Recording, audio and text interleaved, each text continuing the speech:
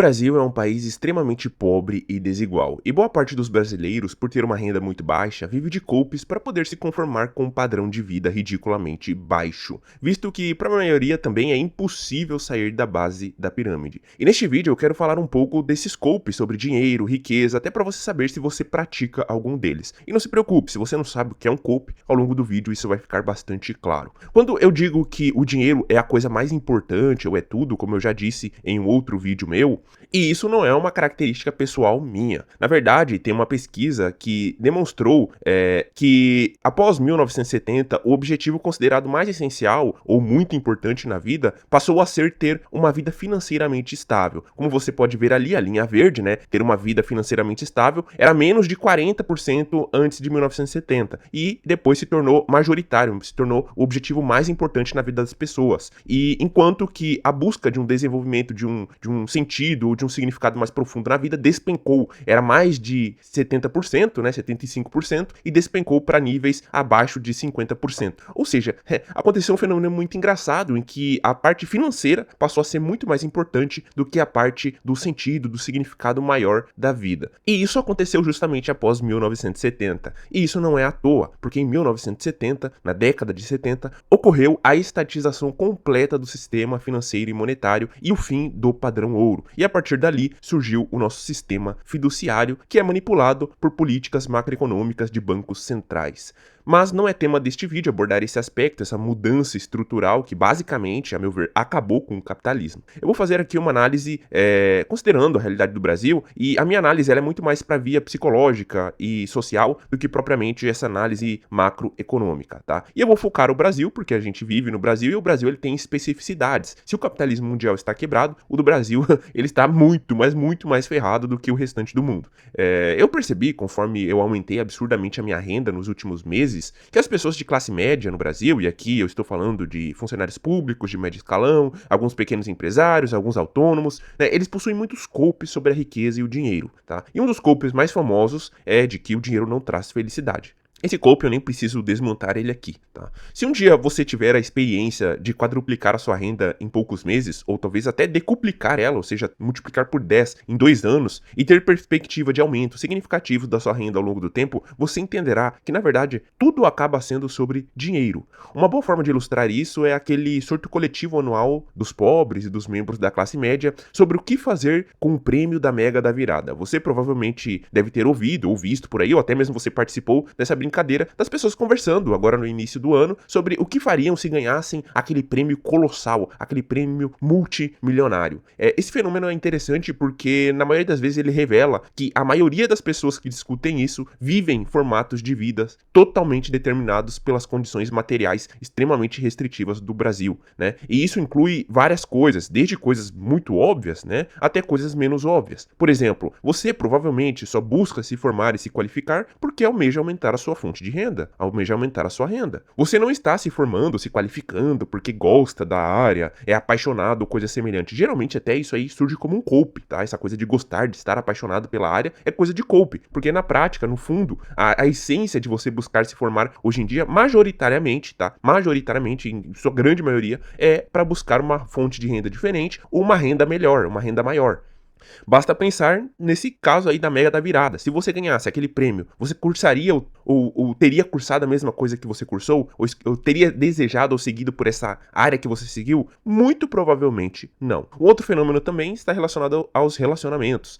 Você só se casa, né, com quem você se casou ou só permanece solteiro e sem acesso a sexo por causa da sua fonte de renda. Tanto o tamanho dela quanto a forma como você ganha seu dinheiro ou ganha sua vida determinam este aspecto também. O dinheiro, parafraseando um escritor argentino chamado Jorge Luis Borges, é uma variedade de futuros possíveis. E uma moeda, né, o dinheiro simboliza o nosso livre arbítrio. O dinheiro, ele representa a liberdade. De modo geral, quem busca entender sobre dinheiro e busca ganhar mais dinheiro ou protegê-lo da inflação, dos impostos e dos controles de capitais, está pensando, na verdade, na própria liberdade. Aliás, é isso que eu ensino no meu treinamento Riqueza Real sobre Bitcoin. Mais do que preservar dinheiro, é sobre preservar a liberdade. Para mim, o significado daquilo ali é bem maior. É preservar o meu poder de compra, é preservar a minha individualidade, é me preservar também de ataques políticos, de ataques judiciais à minha vida, à minha liberdade, às coisas que eu valorizo.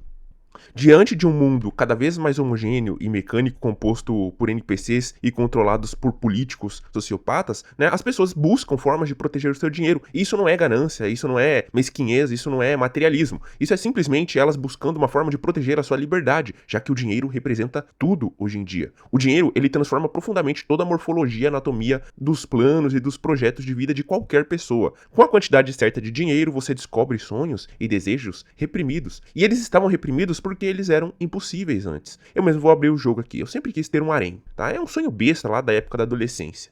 Porque eu não era popular com as garotas, eu não tinha acesso às garotas e tudo mais. E aí eu ficava imaginando, fantasiando, principalmente por causa da cultura dos animes, dos mangás. Eu gostava muito desse aspecto. E eu pensava, pô, eu queria ter um harém, né? No fundo, era isso que eu queria. Mas, assim como a maioria dos jovens, né? Eu fui iludido pelo golpe social, né? Pela ideologia da monogamia, que hoje em dia eu vejo que é pura bobagem. Hoje em dia eu tenho plena consciência de que a gente só assume a ideologia da monogamia, essa ideia de casamento, de família e tal, porque em geral nós somos homens pobres, sem posses e de baixa renda. Isso significa ter baixo valor sexual de mercado e, consequentemente, sofrer com a escassez sexual, o que nos força a ficar presos e apegados a uma mulher só, como se ela fosse a única possível. E, na verdade, geralmente ela é a única possível, por isso que a gente se dedica tanto a uma mulher só, porque a gente não tem acesso a outras mulheres de maneira facilitada, né? E alguns da bolha Red Pill, né, percebendo esse fenômeno, disseram que a primeira coisa que o homem faz quando fica rico é formar um harém, né? Claro, eu acho isso um exagero, tá? Mas eu tendo a considerar que isso é mais verdadeiro do que falso. De fato, se você começa a ganhar muito dinheiro e ter liberdade, com uma renda escalável e colossal, você dificilmente vai querer ter uma vida comum de maridão. Geralmente, ainda a vida de maridão, de beta, capacho e tudo mais, né? O tamanho e a forma da sua fonte de renda limita e restringe a sua imaginação, seus desejos, suas crenças e faz você assumir também uma moralidade falsa, geralmente, que eu chamo também de golpe moral, que você não assumiria se você fosse rico. Mas eu creio que esses golpes, né, e agora você vai começar a entender o que é um golpe, essas narrativas que são autoenganadoras, essas mentiras confortáveis que as pessoas criam, inventam, essas verdades que são amenizadas, elas servem para proteger os nossos egos do sofrimento que surge diante dos fatos brutais da realidade. Se você tentar viver sem golpes, muito provavelmente você vai enfrentar muita frustração, ressentimento e inveja. A não ser, claro, que você tenha uma maturidade intelectual e emocional muito grande, o que eu considero uma virtude de pouquíssimas pessoas. E é por isso que as pessoas inventam tantos golpes sobre dinheiro, a pobreza e a desigualdade que a cerca. São formas delas protegerem o próprio ego, delas protegerem a própria mente. Via de regra, quem ganha muito dinheiro muito rapidamente não apenas muda, como também manifesta inclinações adormecidas. O dinheiro é a chave mestra para explicar a vida hoje em dia. Não vivemos mais em uma sociedade de sacerdotes, de sábios, ou numa sociedade de guerreiros ou de religiosidade. Não há mais estruturas sociais e econômicas que sustentem os valores e princípios dos sábios, dos filósofos, dos sacerdotes ou mesmo dos guerreiros. Isso é um fato, isso não é uma opinião. É um fato comprovado amplamente pelos eventos socioculturais do Brasil que você vê no dia a dia, como a música, o entretenimento, e é o que se vê diariamente nas redes sociais e também fora delas. Então eu considero que quem insiste nessa ânsia de viver um estilo de vida baseado em princípios e valores da sociedade de sacerdotes ou de guerreiros está tentando se enganar. São estilos de vidas que atualmente são completamente desadaptativos e muito provavelmente são prejudiciais. É como, digamos, você tentar morar em um lugar muito frio e querer se vestir com roupa de países tropicais. Basicamente o que vai acontecer é que você vai sofrer muito e talvez até morra de hipotermia. Mas você sabe realmente como o dinheiro opera uma mudança completa na vida? Como ele pode ter esse potencial de transformar toda a vida, toda a morfologia da sua vida? Eu vou te apresentar alguns insights e reflexões em torno disso, usando um modelo psicológico bem conhecido e bem interessante, e ao mesmo tempo eu vou usar isso para desconstruir alguns dos golpes mais comuns. Bom, a pirâmide das necessidades de Maslow é um modelo bem conhecido para compreender a estrutura das necessidades humanas, né? Segundo Maslow, existe uma hierarquia de necessidades que vai das mais básicas, que seriam as fisiológicas, até as superiores ou espirituais, que tem a ver com a busca da autorrealização. E segundo esse modelo, você só pode satisfazer a necessidade imediatamente superior se tiver antes satisfeito a necessidade inferior, né? E as necessidades seriam as fisiológicas, de segurança, sociais, de estima, e no último nível, no topo da pirâmide, estariam saciam aí as necessidades de autorrealização, ou espirituais, ou intelectuais, enfim, aí varia de pessoa para pessoa. A meu ver, esse modelo ele é bem útil e interessante e resume bem os progressos que podemos fazer na busca em termos de buscar a felicidade ou a autorrealização aqui no mundo. Mas como vivemos em uma sociedade capitalista quebrada, né, e particularmente também vivemos num país subdesenvolvido, né, todo a satisfação dessas necessidades, os níveis de os avanços na vida dependem do dinheiro, tudo passa pelo dinheiro. Bom, por exemplo, as necessidades fisiológicas, né, da parte inferior da pirâmide, e elas incluem aí a comida, a água, o sexo, o repouso, elas podem ser tranquilamente satisfeitas com uma boa fonte de renda, tá? Nem preciso explicar aqui. O padrão de conforto do Brasil, de modo geral, é extremamente baixo, a ponto de que bens como ares condicionados, aquecedores ou piscinas são artigos considerados de luxo em muitos lugares e para muitas famílias, sendo que, na verdade, esses bens acabam sendo bastante básicos e mínimos aí para você poder satisfazer aí as necessidades básicas, necessidades fisiológicas diante do frio, do calor extremo, né? Enfim, do ambiente aqui tropical. O sexo, nessa chave mais baixa, também poderia ser facilmente satisfeito com o consumo da prostituição, o que, para quem adquire níveis elevados de renda, acaba sendo tão acessível quanto água, né? A ponto até de ficar sem graça. Avançando para o próximo nível da pirâmide, vem as necessidades de segurança. E é aqui que reside aquela necessidade clássica do brasileiro pela estabilidade do concurso público, que eu chamo de Brazilian Dream. Pois, em grande parte, a necessidade de segurança também se refere, hoje em dia, principalmente à necessidade financeira, de segurança financeira. E também, muitos dos bitcoiners estão nessa etapa da necessidade, buscando a necessidade de segurança patrimonial, de querer proteger a própria riqueza em uma sociedade que cada vez mais despreza os direitos de propriedade, de privacidade, em prol de arbitrariedades políticas. Na verdade, se analisar bem, o meu curso Riqueza Real, lá de autocustódia de Bitcoin, acaba satisfazendo muito essa necessidade de segurança, principalmente essa parte de segurança patrimonial e financeira. Uma boa fonte de renda, nesse caso, pode te comprar duas coisas essenciais para atingir a sua segurança pessoal, né? Primeiro, a paz, né? E segundo, a liberdade. A paz você pode comprar tendo acesso a melhores meios de proteção e de vigilância, né? Você pode instalar um sistema de alarmes, você pode ter acesso a imóveis localizados em ambientes bem policiados, você pode ter acesso também a bairros melhores, né? A boas localizações, sem contar a eliminação que você teria de estresses evitáveis que o dinheiro proporciona, trazendo uma paz mental profunda. Já a liberdade você compra de diversas formas, né? Você pode comprar a liberdade de ir e vir, por exemplo, tendo acesso a viagens, meios de transporte melhores, tendo maior liberdade geográfica, né? E você também pode comprar a liberdade de tempo, sem contar, dependendo da sua fonte, né? A liberdade também de estilo de vida, que é para poucos e depende muito do formato da sua renda. Porque a maioria das pessoas, para ganhar o dinheiro delas, precisa se conformar com certos estilos de vida que elas não poderiam viver por causa do trabalho, do emprego. Por exemplo, eu trabalho numa mega corporação. Eu não posso viver uma vida de artista e sair exibindo nas redes sociais, porque isso poderia fazer com que eu fosse demitido, né? Então, muitas pessoas acabam vivendo um estilo de vida ali que elas não gostam, que elas não acham interessante, simplesmente para poder se conformar ao emprego que elas têm. Bom, já partindo para a esfera das necessidades sociais e de estima, acima das necessidades ali de fisiologia e de segurança, circulam talvez os golpes mais populares para se conformar e aceitar a pobreza, né, e até mesmo a desigualdade brutal que existe. Eu não vou dizer que chega a ser completamente mentira tudo que é dito nesses golpes, mas forçam demais uma ideia de que o pobre pode ter uma vida boa porque ele tem família, amigos e reconhecimento social em seu ambiente. Em geral, a realidade parece ser muito mais brutal do que isso. Em relação à família, por exemplo, é muito comum que haja traições e deslealdades, seja entre casais ou não. Além disso, estamos observando uma desintegração rápida das famílias, a ascensão do solteirismo e do incelismo, uma redução no prazo dos casamentos, aumento de divórcio e mesmo redução dos próprios casamentos. Quanto aos amigos, é bastante popular a ocorrência de intrigas, inveja, ressentimento e ainda existe a dificuldade de manter relações de longo prazo em virtude das necessidades e condições do trabalho assalariado, ou melhor, dos subempregos, né, aqui no Bostil. E quanto ao reconhecimento, ele geralmente nem sequer existe e é pura ilusão. O pobre assalariado, subempregado, vive para duas coisas basicamente: trabalhar muito e se entreter de forma barata e superficial nas poucas horas vagas que ele tem, o que causa a tal alienação e bestialização. é impossível que um estilo de vida desses consiga causar algum reconhecimento entre os pares. No caso ainda dos homens pobres é ainda pior, porque em sua maioria eles são invisíveis e completamente abandonados por Deus, com alguns poucos amigos de verdade ou parcerias pontuais, isso quando existem. Quanto ao mercado sexual, esses homens são completamente excluídos, marginalizados, e só possuem acesso, via de regra, aí, ao Vale das Baleias. Mulheres ainda desfrutam, por causa da indulgência patológica, né, de algum apoio contextual, seja de homens betas orbitadores ou da própria família, ou ainda pela assistência estatal, né, mas os homens, em geral, eles estão realmente muito, muito ferrados. Eu tenho até um texto falando sobre essa situação.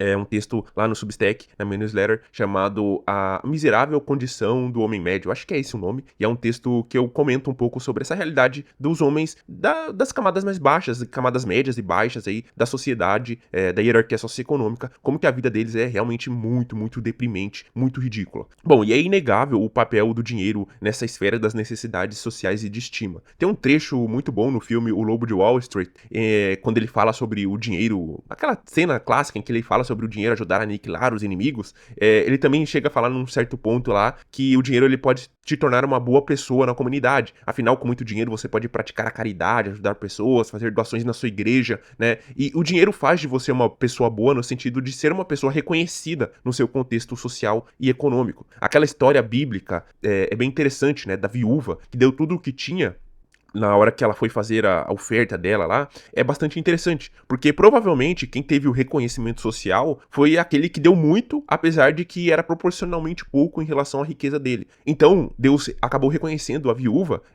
mas a sociedade provavelmente não reconheceu ela, pelo contrário, a sociedade a desprezou, mesmo que ela estivesse dando tudo o que ela tinha, mas tudo o que ela tinha era muito, muito pouco, né? Então, o dinheiro, ele acaba possibilitando aí o status e o prestígio, até mesmo a visão de bom cidadão, né? E por isso ele satisfaz as necessidades aí sociais e de estima das pessoas.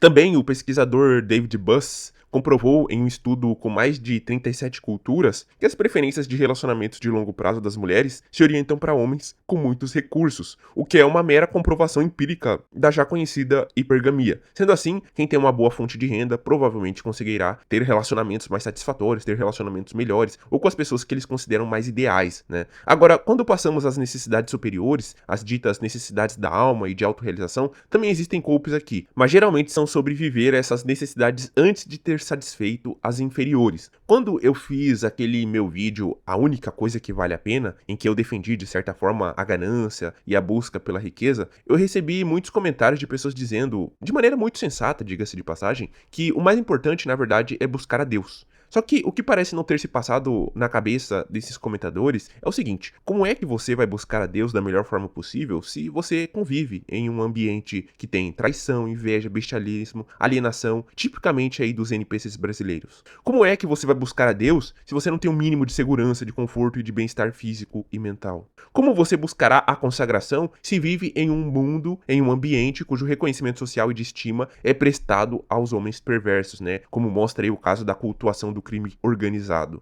Ou seja, se analisarmos o ambiente, o cenário em que vivemos, vemos que essa busca por Deus acaba sendo um golpe muito forte, porque a busca por Deus, ela está no nível superior da hierarquia das necessidades humanas, enquanto que na sociedade atual, as pessoas aqui no Brasil principalmente, acabam não conseguindo nem satisfazer as necessidades inferiores. E eu nem tô dizendo aqui que não se deve buscar a Deus. Pelo contrário, eu sempre guardei profunda admiração pela vida monacal e pela servidão total a Deus. Eu já tentei isso, né? Eu acredito que exige muita superioridade moral, intelectual, uma disciplina severa, né? Virtudes aí que eu precisaria me esforçar muito para conseguir desenvolver e manter, né? E eu mesmo reconheço que eu sou incapaz disso. Mas você acha, por exemplo, que os grandes padres e monges da Igreja Católica, eles viviam em escalas de trabalho extenuantes e em ambientes totalmente degradantes como o nosso? Ou eles se devotavam e se afastavam de tudo para viver para Deus lá nos monastérios e se dedicar à palavra de Deus? E como você conseguiria fazer isso hoje em dia, por exemplo, sem uma boa fonte de renda? Se o seu objetivo é se devotar e se dedicar a Deus da melhor forma possível, né? No fim das contas, você acaba tendo que buscar uma boa fonte de renda ou aumentar a sua renda, né? E se afastar dos ambientes aí dos NPCs, dos bonobos, né? Para conseguir mais tempo para se dedicar, por exemplo, à palavra de Deus, ao estudo da palavra, à evangelização. E isso inevitavelmente vai passar pelo dinheiro, que, como eu disse e mantenho, né, é o mais importante. Ele é mais importante até mesmo na vida do religioso hoje em dia. Não há como escapar disso. Por quê? Porque isso não é uma questão de moralidade, de pensamento ou de mentalidade. Isso é a própria estrutura socioeconômica em que vivemos que acaba determinando isso, né? Ou seja, para você satisfazer as necessidades inferiores, né, a busca por segurança, por paz, por liberdade, satisfazer as suas necessidades fisiológicas, sociais e de estima, né, até você conseguir buscar a vida espiritual e superior, você vai precisar de dinheiro, de uma boa fonte de renda, ou uma renda alta. E o Brasil, né, nessa chave mais elevada aí, né, isso prova aí que o Brasil, que é um país extremamente pobre e desigual, ele não é nem católico e nem terrivelmente evangélico, né, isso aí é tudo puramente nominal, né, nós vivemos em um ambiente terrível, né, e esse ambiente fica bastante nítido aí com diversos dados, né? A nossa sociedade é bastante corrupta e perversa. O que existe no Brasil é um cristianismo de IBGE. Um país fortemente católico ou evangélico genuíno não teria taxas tão altas de crimes hediondos, alto índice de corrupção e não seria um narco-estado, né? A desigualdade e a pobreza não aumentam a fé, como geralmente se pensa. Elas aumentam o desespero e a irracionalidade das pessoas, que muitas vezes, inclusive, eu considero que são opostos à fé verdadeira. Portanto, mesmo no que tange a vida superior espiritual, ainda assim se faria necessário uma boa fonte de renda ou a riqueza hoje em dia, tá? E eu sei que é um pouco estranho eu estar aqui defendendo que ser rico, ter uma boa fonte de renda, uma fonte de renda alta, é o melhor para a pessoa, né? É melhor do que ser pobre. Mas isso acaba só comprovando a quantidade absurda de golpes que existem para as pessoas se conformarem com a pobreza. E eu não acredito que isso foi implantado nelas de forma conspiracionista e perversa, na maldade e tudo mais. É simplesmente assim que elas têm que viver, né? Elas têm que aceitar esses golpes e amarrar esses golpes e desenvolvê-los, visto que se elas aceitassem a realidade das coisas, elas sofreriam muito com frustração, ressentimento e inveja. Seriam pessoas tristes e amarguradas. Os golpes possuem uma função psicológica importante. Eles são amortecedores. Eles servem para a autodefesa do ego. E no caso social, os golpes se transformam em ideologias que servem para legitimar classes, privilégios, posições e hierarquias, né? Até essa concepção de ideologia como, digamos, um grande golpe social, eu tomo emprestado aí dos marxistas, né? Ideologias muitas vezes só servem para mascarar e legitimar os poderes que estão constituídos, né? Sejam eles de forma justa ou não. Mas não se iluda com tudo que eu disse aqui, tá? Eu não defendo soluções coletivas e eu não espero que a sociedade se transforme. Eu não estou dizendo isso como uma crítica social com a intenção de fazer uma revolução ou uma reforma na sociedade, né? Na minha perspectiva, o Brasil, no melhor dos cenários, seguirá sendo um país aí fortemente desigual, pobre e improdutivo, né? Ou seja, um país profundamente medíocre. O que eu quero é talvez mudar a sua cabeça como indivíduo, propor soluções pragmáticas e individuais. Recentemente, eu tenho conversado com alguns amigos de longa data. E eu cheguei à conclusão brutal de que se você não busca ser rico, ou não busca aí a sua liberdade financeira ou digital, simplesmente it's over. Eu tenho demonstrado essa visão já faz um bom tempo. Por exemplo, nesse vídeo mesmo que eu citei anteriormente, eu publiquei há 7 meses ele e eu disse que o que realmente importava ali era o dinheiro, falei sobre tudo isso, né? E com o passar dos meses, ganhando cada vez mais, eu confirmei que isso é verdade, eu estava certo mesmo. Na verdade, eu estou mais convicto ainda dessa visão, né? Só que para você conseguir isso, para você conseguir aumentar a sua liberdade, buscar sua liberdade, aí, seja financeira, seja digital, né? Você vai ter que se devotar ao crescimento da sua renda aí, e ao crescimento do seu patrimônio. E pelo que eu andei refletindo aí, conversando com alguns amigos, né? Esse plano de devoção, ele vai ter um prazo aí de 2 a 10 anos, tá? 2 anos se você for muito sagaz, talentoso ou até sortudo, tá? E 10 anos no pior dos casos, ou seja, caso você seja muito ruim mesmo aí, sem talento, azarado e até meio burrão. E quando eu digo devoção a um plano de crescimento, eu tô falando de devoção integral mesmo, devoção militar, religiosa, uma devoção ao crescimento ali de maneira ali muito, muito obsessiva, muito obcecada.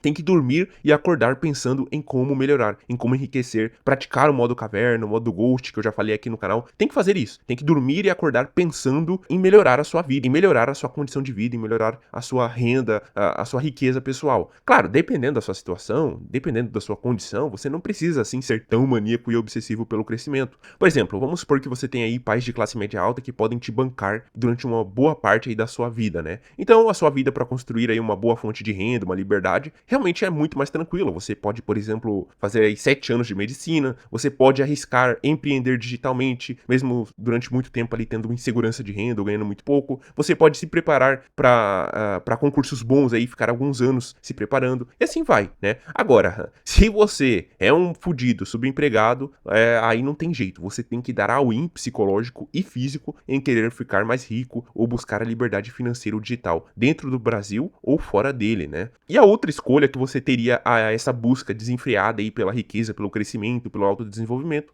seria uma vida que não vale a pena ser vivida. Seria uma vida que mereceria aí o auto-churrascamento. E eu vou ilustrar isso com um caso que eu conheço pessoalmente, que, graças a Deus, né, felizmente eu pude ajudar em intervir. Eu tenho um amigo aí de 19 anos que vem de uma família pobre e ele estava sendo pressionado após o fim do ensino médio para arrumar um emprego, né, um subemprego, né, para contribuir com a casa, né, e sem poder ter tempo ali para estudar para concurso, fazer uma faculdade minimamente decente ou aprender habilidades e conhecimentos úteis, ele teve que buscar desesperadamente um trabalho enquanto era humilhado em casa por não estar contribuindo ainda. Ele tinha como objetivo fazer faculdade de farmácia e tentar virar farmacêutico, né? Pelo que eu entendi, ele tinha um meio-irmão mais velho que seguiu por essa carreira, né, virou farmacêutico e tal, e ele queria basicamente imitar esse meio-irmão dele, né? Quando caiu no subemprego, a primeira coisa que o cativou, né, foi a putaria, ou seja, o bom e velho bestialismo dos subempregados, né, que já comentei bastante aqui em outros vídeos e lá na newsletter também. Ele aparecia no grupo de vez em quando dizendo que tinha ido numa festa, ficado bêbado, que saiu com colega casada, e assim vai, né? Ele estava completamente deslumbrado, né? E eu entendo bem isso, porque eu também fiquei quando vivenciei isso no começo da faculdade e depois do estágio. Foi então que eu, ali, né, com meus 23 anos, depois de ter lido ali mais de 300 livros, né, em um tom quase que paternal, né, me senti um pai ali, chamei ele para uma conversa e eu mostrei para ele toda a realidade brutal, né? A realidade que eu falo aqui nos meus vídeos e nos meus textos lá do Substack.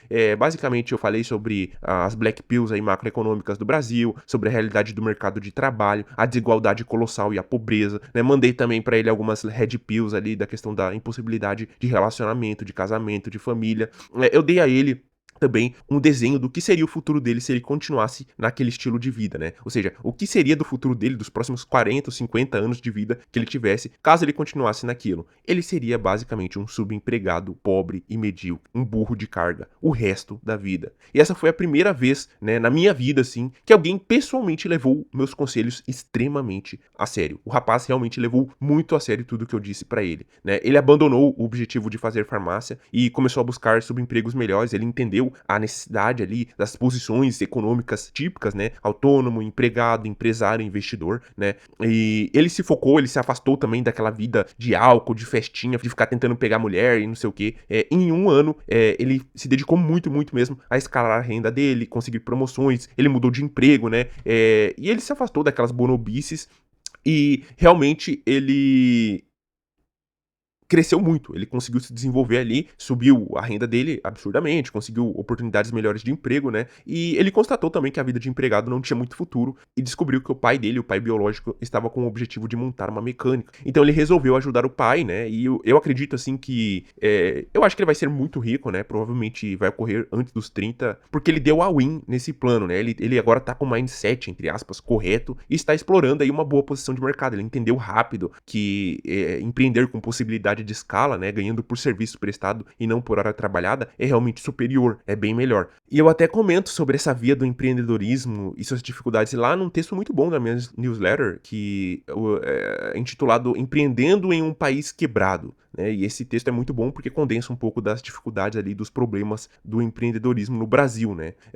Mas o meu ponto aqui sobre essa história é que o cara deu all-in, sabe? Ele me lembrou muito o meu caso quando eu tinha 17 anos, né? É a mentalidade kamikaze do autodesenvolvimento, né? Ou cresce ou se churrasca, né? Ou cresce ou se churrasca, porque não tem jeito, tá? E os resultados dele foram muito, muito bons mesmo, ele se esforçou muito realmente, né? Mas ele é um rapaz esperto, leitor, né? Ele é estrategista também, ele pensa no longo prazo, né? E eu acho ele particularmente bastante diferenciado, porque também, né, se ele não fosse, ele nem sequer seria meu amigo pessoal. Claro que não há garantia de que ele vai ter sucesso, mas com certeza a perspectiva dele agora tá muito boa, diferentemente daquela trajetória que ele queria seguir antes de fazer farmácia, né, e de ser um empregadinho qualificado, ou ainda mesmo viver aquele estilo de vida bestial ali, alienado de subempregado que fica atrás de álcool, drogas e mulheres e sei lá o que mais que ele fazia, tá? Ele é um bom exemplo exemplo de tudo que eu gostaria que o meu conteúdo causasse em você. Ou seja, eu queria que meu conteúdo causasse em você um desejo profundo por mudar e por lutar para sair das camadas médias e baixas da sociedade. E na verdade eu até já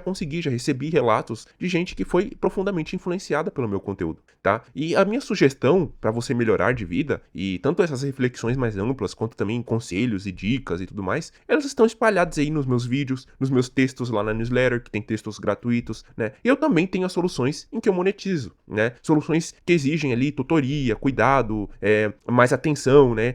Respostas personalizadas, né? E são sempre atualizadas. Que nisso tem o meu treinamento sobre Bitcoin, né? Para construir uma riqueza real, sólida por longuíssimo prazo, e você também ganharia aí, acesso, se você comprasse, a mais de 60 textos que eu tenho publicado na newsletter, e também é tudo que eu for produzir ao longo do tempo, aí mais de um ano, né? E eu produzo conteúdo sobre estudo, sobre autodesenvolvimento de modo geral, recomendação de livros para leitura e tudo mais. O meu foco é justamente, claro, além de eu querer ganhar dinheiro com isso, não é assim, ele tá fazendo isso por pura caridade, por puro amor. Eu também gosto de estudar, sempre gostei de escrever muito, bastante e tudo mais, mas de fato, né, eu quero ganhar também um dinheiro, né? É unir o útil ao agradável. Com o meu curso, você, além de aprender sobre autocustódia de Bitcoin e atualizações perpétuas, e agora eu vou incluir também o módulo de derivativos e tudo mais, você ganha acesso à minha newsletter por um ano, né? E eu publico, em média ali, eu já publiquei, em média, 6 textos por semana, tá aí? Conteúdo denso, com recomendação de livros, de fontes, de pesquisas, de insights, de estudos e tudo mais. É bem interessante, né? Eu também estou defendendo aí a via de buscar uma renda digital através do YouTube, né? E para isso, eu tenho recomendado o curso do meu parceiro aí, o Lucas, que ele ensina sobre criação de conteúdo no YouTube, né? E o curso dele eu vou deixar aí embaixo com um cupom de 50% de desconto. Essas são as minhas formas de contribuir, né, tanto gratuitamente como de forma monetizada, para tentar ajudar você a sair dessa situação ou buscar uma situação cada vez melhor, né? Eu espero que você entenda que a situação hoje em dia, ela não tá nada fácil, né? Que não há mais caminho natural para a riqueza, né? E a nossa geração é uma geração que se fudeu muito, né? Geração dos millennials e geração Z acabaram se fudendo muito, né? E diversas estatísticas aí comprovam isso, né? E aqui no Bananal as coisas são ainda piores, né? É um país subdesenvolvido, né? Aqui, o que resta para nós é ralar muito para tentar conseguir aí a liberdade, a riqueza, um lugar ao sol antes dos 30 aí. E existem alguns caminhos consolidados, alguns caminhos genéricos, né? Concurso, marketing digital, né? Ou mesmo vazar do país e tentar crescer em outro lugar, tá? O Bitcoin acaba sendo só um elemento aí para construção e preservação do patrimônio no longuíssimo prazo, né? Mas é importante, antes de adquirir Bitcoin, também gerar uma renda ou aumentar a renda, né? E como alternativa, eu sugiro o curso do Lucas, tá? Mas você também pode buscar outras formas aí, né? Um forte abraço e eu espero que você consiga a sua liberdade, seja ela aí financeira ou digital, né? E também que você adquira aí uma renda maior, uma riqueza maior, para que você possa escalar ali nos níveis de satisfação da necessidade até buscar a sua autorrealização.